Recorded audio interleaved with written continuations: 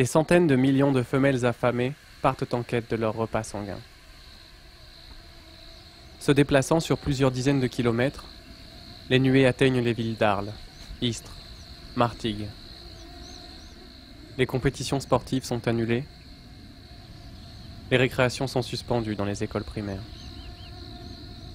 Septembre 2005 va traumatiser l'ensemble des populations du Delta.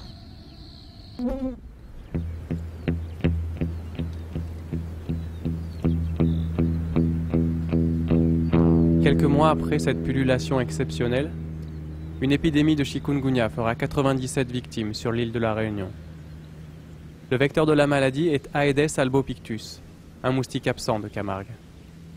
Au vu d'une éclosion importante en 2005, au vu des crises chikungunya, des crises grippe aviaire, même si la grippe aviaire n'a absolument rien à voir avec le moustique, les décideurs considèrent qu'il ne faut pas prendre de risques et que donc il faut entamer une démoustication. Alors on peut analyser, on peut dire aussi, enfin moi c'est mon analyse, c'est que on a peut-être utilisé cet argument sanitaire pour accélérer la démoustication qui était pour d'autres objectifs. Moi je l'ai entendu dans les réunions, hein, profitons de l'effet chikungunya pour démoustiquer la Camargue. C'est-à-dire que les gens savent très bien que le chikungunya ne concerne pas la Camargue, mais si ça peut accélérer la prise de décision pour notre confort, entre guillemets, faisons-le.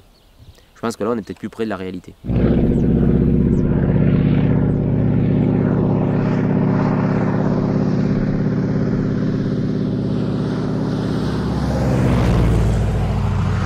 Les politiques décident donc de passer à l'action.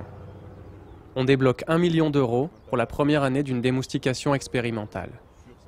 La commande de ces traitements est passée à l'EID, l'entente interdépartementale pour la démoustication, déjà en charge des traitements dans le Languedoc et Fos-sur-Mer depuis 50 ans. À partir de fin août 2006, 25 000 hectares de marais seront traités au BTI après chaque remise en eau.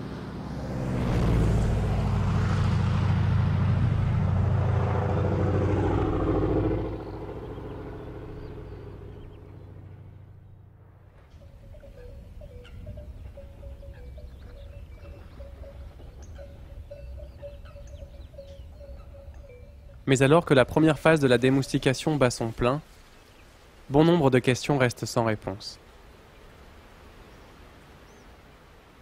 L'importance des Aedes au sein des chaînes alimentaires est l'une d'elles.